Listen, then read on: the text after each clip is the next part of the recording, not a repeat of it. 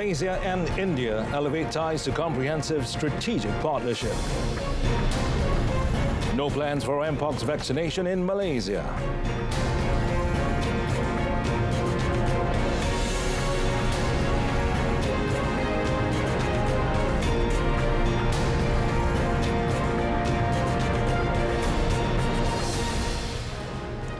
Good evening, it's Salam Malaysia Madani. You're watching Malaysia Tonight, and I'm Mohammed Amin Carlos. Well, Malaysia and India have agreed to elevate their relationship from an enhanced strategic partnership to a comprehensive strategic partnership. The Prime Minister, Dato' Sri Anwar Ibrahim, who is on a three-day official visit to India from 19th August, said the mutual decision to enhance the relationship marked a significant step forward. We have agreed to enhance further and make it a comprehensive strategic partnership. Yes, Malaysia and India, from the days of Jawaharlal Nehru and Tunku Abdul Rahman, has established good relations. But we realize under our generation that this must be further strengthened in a multitude of areas. Dr. S. Dato' Sri Anwar said this in a joint press conference with his Indian counterpart Narendra Modi at Hyderabad House in New Delhi today. Well, he said his discussions with Modi, both in bilateral meetings and private conversations, were open and frank, covering all issues, including sensitive ones, reflecting the true meaning of friendship. The status of the Malaysia-India bilateral relationship was elevated to enhance strategic partnership in 2015 during Modi's visit to Malaysia.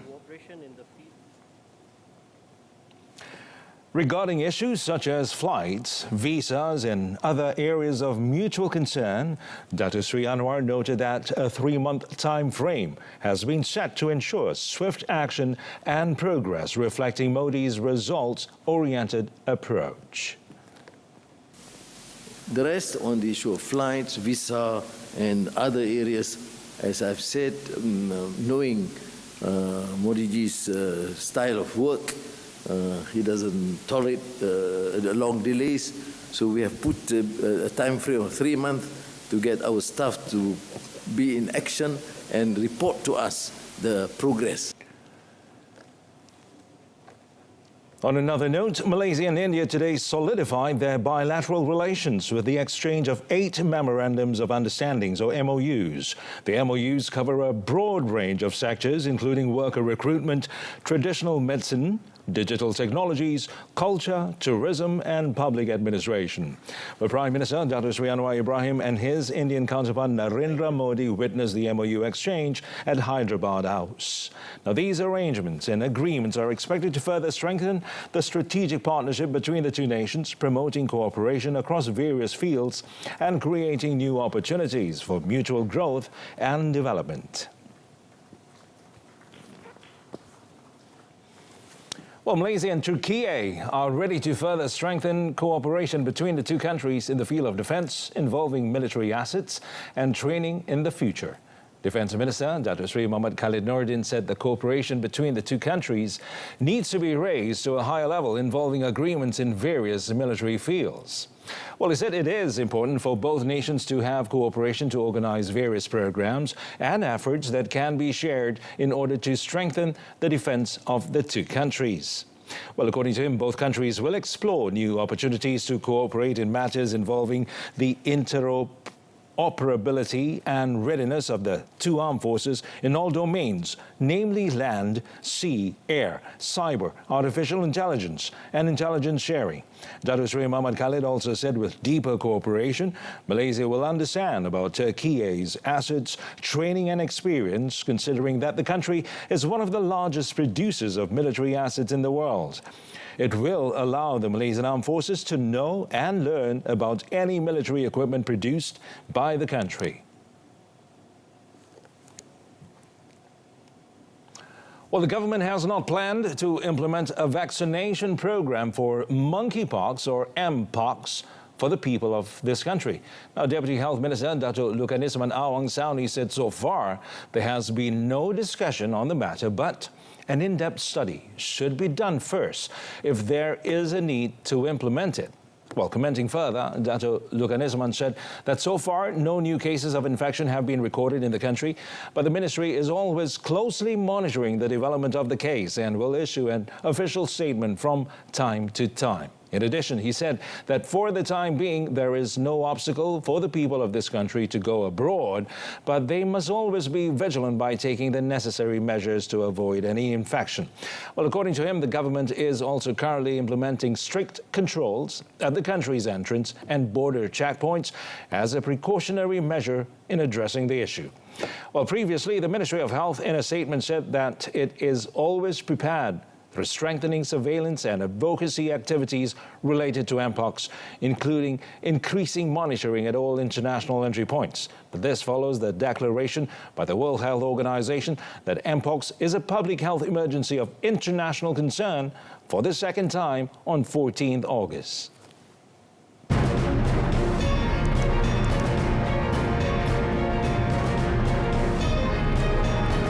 So ahead in our business segment, 3 key innovations driving Malaysia towards sustainable energy future.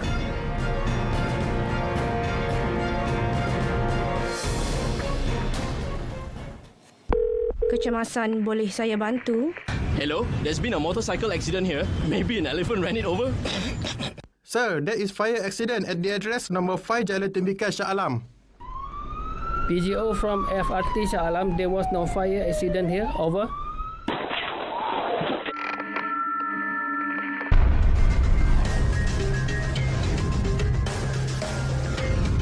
MERS 999. Use it wisely. Welcome back. Now, the Ministry of Energy Transition and Water Transformation, or PETRA, will hold a stakeholder engagement session on 22nd August before announcing the third-party access charges for Malaysia's electricity grid. And Deputy Prime Minister Datuk Sri Fadillah Yusof, who is also PETRA Minister, stated that the stakeholders involved include industry players, government agencies and non-governmental organizations. According to him, the government is in the final stages of finalizing the corporate renewable energy supply scheme, which is scheduled to be completed next month. We are inviting all the stakeholders, we are industry players, the government agencies, or even NGOs for that matter. From then, we'll get all the feedbacks. So we'll present them what is the proposal from the government, and from the input later on, we'll be finalizing all the scheme as far as CRES is concerned, and hopefully by September, we'll be able to establish the whole thing. Datuk Sri Fadillah emphasized that this transition will stimulate a competitive market for renewable energy, leading to cost reductions, increased investor confidence, and accelerated adoption of clean energy technology. He noted that the government will continue to promote the development and use of non-solar renewable energy sources like biogas, biomass and mini hydro to diversify the country's power generation sources while ensuring the safety and reliability of the energy system. Well, adding to that, Datuk Sri Fadillah said 3 key innovations, electrification, automation and digitalization, are driving Malaysia towards a sustainable energy future by the year 2050. The Deputy Prime Minister stated that the energy sector is a crucial driver of the country's development and economic growth. Datuk Sri Fadillah expressed his optimism that exploring new energy sources for sustainable energy development will promote resilient socio-economic progress, enhance quality of life, conserve natural resources, and ensure lasting national harmony. We must ensure that all energy additions to our system aligns with our net zero ambitions, while gradually replacing existing energy supplies with lower carbon alternatives. As our energy demand continues to grow, this technological advancement will be instrumental in integrating renewable sources, improving grid management, and ultimately facilitating the transition to a sustainable energy landscape. Well, a robust gross domestic product, or GDP, growth of 5.9% in the second quarter of 2024 is a positive indicator that Malaysia is on track to achieve its GDP projection of around 4 to 5% for the year.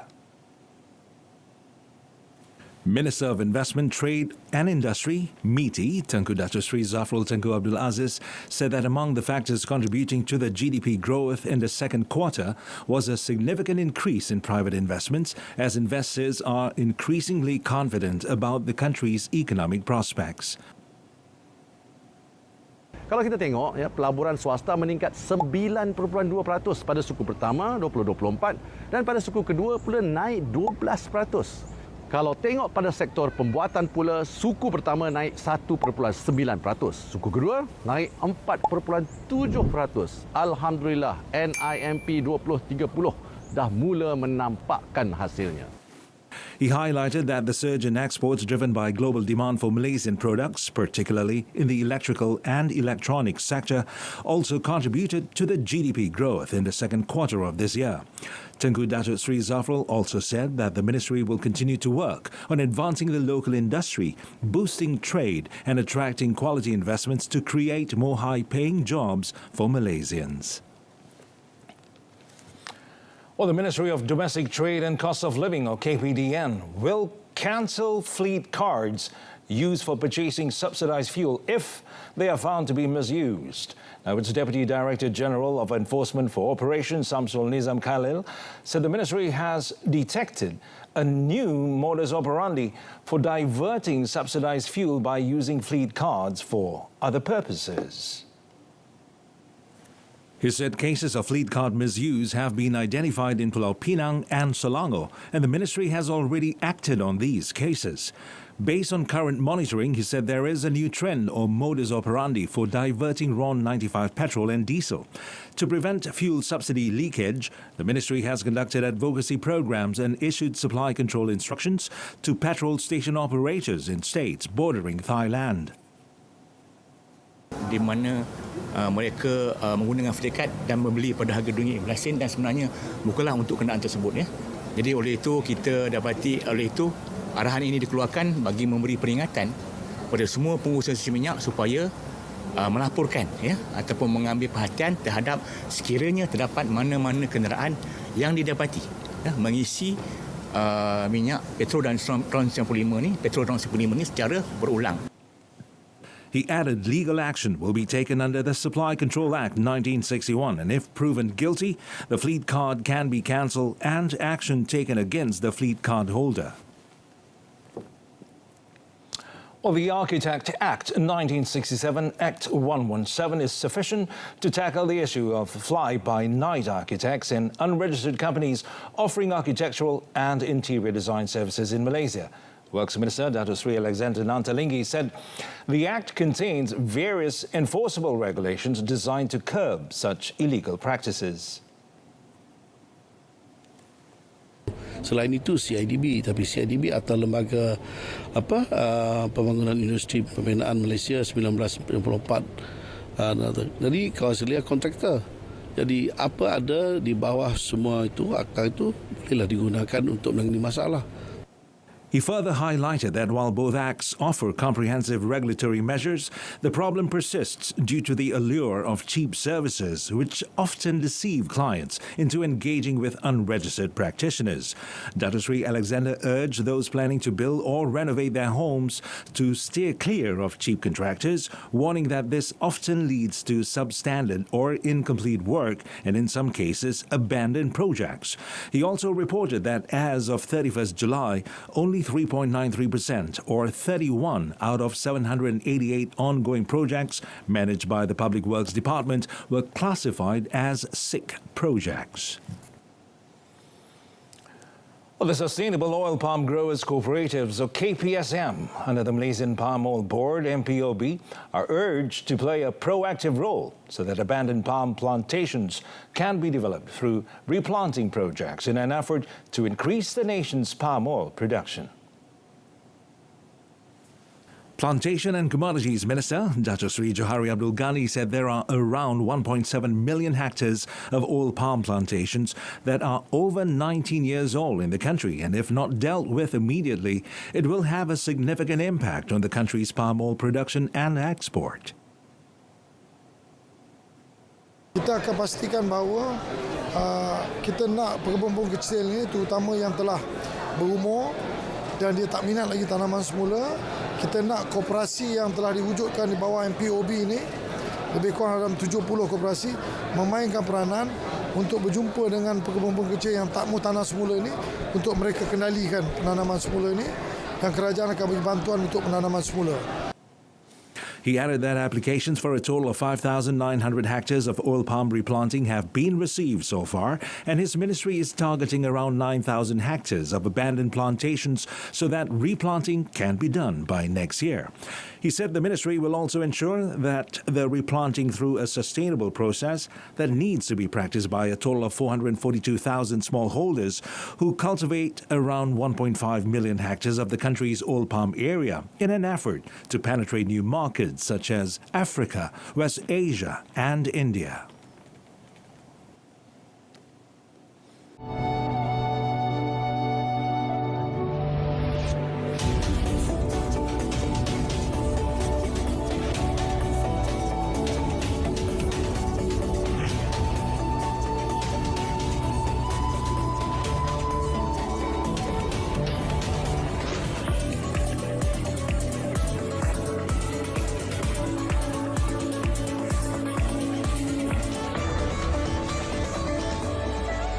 Just join us, we're halfway through our Biz segment.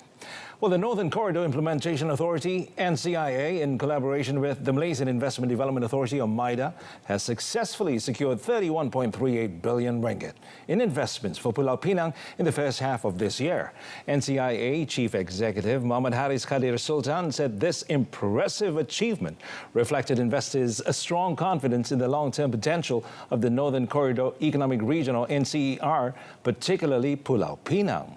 While Muhammad Haris said the investments encompass key sectors outlined in the NCER Strategic Development Plan, including high-value manufacturing, advanced services and modern agriculture, creating more than 6,600 jobs in the first half of the year. Now, he noted that the positive performance will catalyze NCER's efforts to attract investments and enhance the business ecosystem in the second half of 2024, leveraging NCER's regional advantages, especially in the electrical and electronics and semiconductor sectors. Muhammad Haris also said the NCER Technology Innovation Center building in Bayan Lepas has been completed and will commence operations soon. It is a program under NCER's Technology Valley initiative that focuses on activities related to research, product development and specialized design.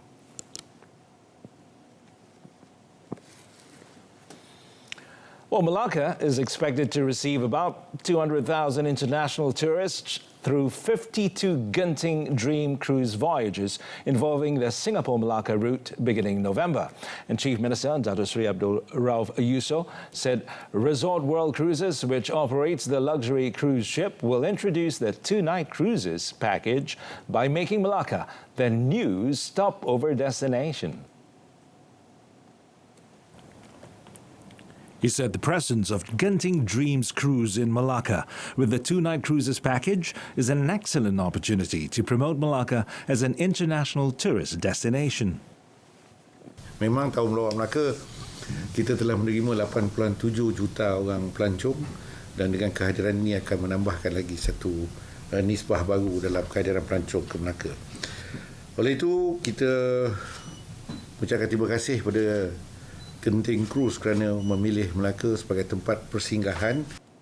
The Melaka tourism sector showed encouraging development, with the number of tourists recorded until 2nd July this year reaching more than 8.7 million people, an increase of 84.55% compared to the same period in 2023. Dato Sri Abdul Rauf said the increase in the number of tourists reflected the confidence and variety of tourism products offered in Melaka as a preferred tourist destination. The Kuala Lumpur rubber market ended ease today, influenced by the losses in benchmark crude oil prices and mixed advice from regional rubber futures markets. Well, a dealer said prices were also dragged down by weakness in China's economy, which continued to dampen market sentiment. Nevertheless, she said further losses were capped by concerns for natural rubber supply disruption in a major producer.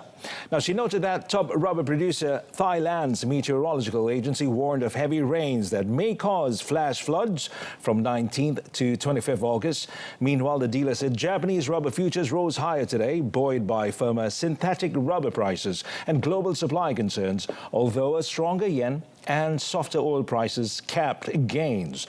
She added that the People's Bank of China kept its benchmark loan prime rate unchanged at 3.35 after a surprise cut in July, with Beijing maintaining ultra-loose monetary policies to help support economic growth.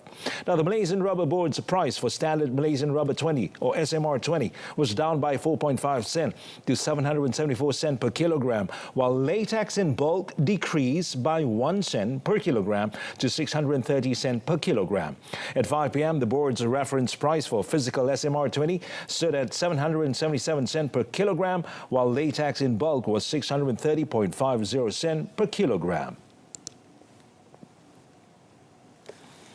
Well, Thailand's gross domestic product, or GDP, expanded by 2.3% in the second quarter of this year, accelerating from 1.6% in the first quarter. Now, the National Economic and Social Development Council attributed the positive growth primarily to a 4% increase in private consumption, a 0.3% rise in government spending, and 1.9% expansion in exports for the quarter. However, public and private investments contracted. Well, so overall, investments contracted by 6.2%, while private investments declined by 6.8% due to an 8.1% decrease in machinery and equipment investments. Now, the decline was in line with a 22.5% decrease in vehicle investments and a slowdown in capital goods imports. Meanwhile, the council noted that Thailand's economy for this year is projected to see growth in the range of 2.3 to 2.8%, with a midpoint projection of 2.5%. It said the key supporting factors include the ongoing recovery of the tourism sector, favorable growth of domestic private consumption, strong government consumption and public investments, as well as a gradual recovery in goods exports in line with a global trade. Private consumption and investments are anticipated to increase by 4.5% and 0.3% respectively.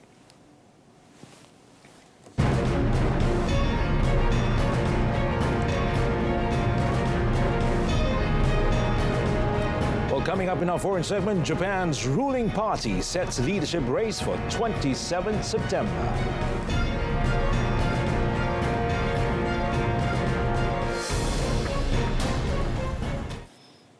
Well, Malaysia reiterated its commitment to supporting efforts in achieving a ceasefire and ensuring lasting peace in Gaza with the guidance of key countries including Turkey, Qatar and Iran. The Prime Minister, Dato' Sri Anwar Ibrahim, conveyed this during his phone calls with the President of Iran, Dr. Masoud Pezeshkian, and member of the Hamas Political Bureau, Dr. Basim Naim. Now, one of the key points of discussion was Turkey's proposal to convene an emergency session of the Organization of Islamic Cooperation to mobilize the leaders of the Islamic world in exerting intensified pressure on the United States and its allies, urging them to compel the Zionist Israeli regime to immediately cease its attacks and bombings in Gaza.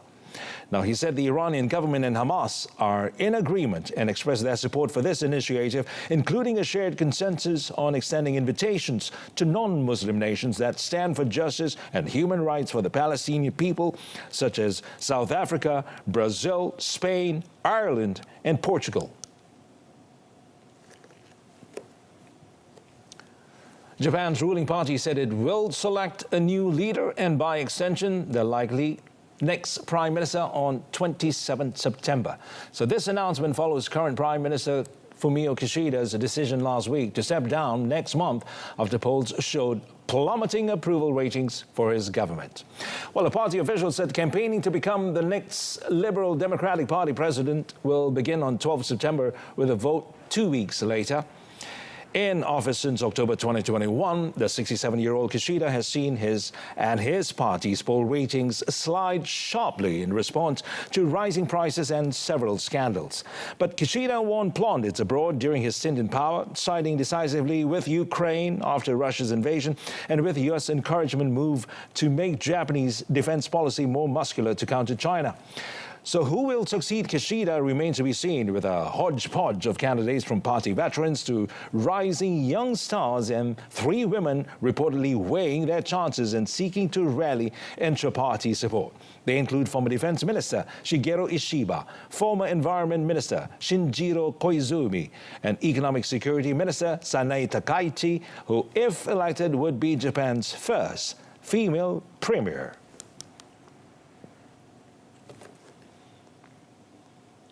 Well, South Korea has conducted anti-terror attack drills outside Seoul's Olympic Gymnastics Arena in Seoul as part of the country's annual Ulchi civil defense exercise. Well, according to the Seoul Metropolitan Government, the drill, which involved government, military and police agencies, aimed to minimize damage to response to potential drone attacks and a hostage situation. Now, the 4-day civil defense exercise, which began yesterday, focuses on wartime readiness that reflects the current security situation. Now, this includes simulations of North Korea's drone threats and the launching of balloons carrying trash into the south. Now, South Korean President Yoon Suk-yeol urged thorough readiness posture against North Korea, saying that war can break out at any time, as seen in Ukraine and the conflicts in West Asia. Well, he said the nature of war has also changed from the past, being carried out in a hybrid form that mixes regular, irregular, and cyber warfare, apart from public opinion and psychological warfare using fake news. Well, rescue teams in Sicily resumed a search for 6 missing people, including British tech entrepreneur Mike Lynch and his daughter, after a luxury yacht was struck by a violent storm and sank on Monday, killing 1 on board. Jonathan Bloomer, chairman of Morgan Stanley International, and his wife were among the missing. Well, the British-flagged Baishan, a 56-meter-long sailboat, was carrying 22 people and was anchored just off the port of Portitello when it was hit by ferocious weather. Now, 15 people managed to escape before the boat went down, including Lynch's wife, Angela Bacaris, who owned the boat, and a 1-year-old girl. The fire brigade said specialist divers had reached the ship on Monday at a depth of some 50 meters, but access was limited due to objects in the way. Prosecutors in the nearby town of Termini Imerese have opened an investigation into the incident. Well, experts said storms and heavy rainfall have swept Italy in recent days after weeks of scorching heat lifted the temperature of the Mediterranean Sea to record levels, raising the risk of extreme weather conditions.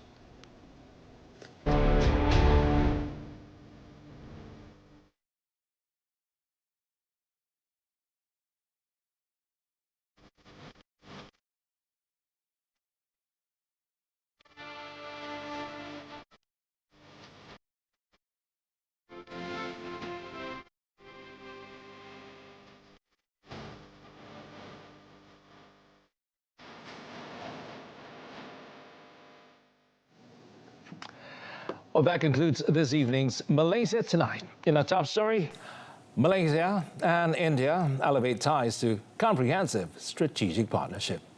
Well, do tune in to World Today, coming up tomorrow at 12:30 p.m. on TV2. Till then, I'm Muhammad Amin Carlos. Malaysia Madani, Jiwa Merdeka. Thanks for watching.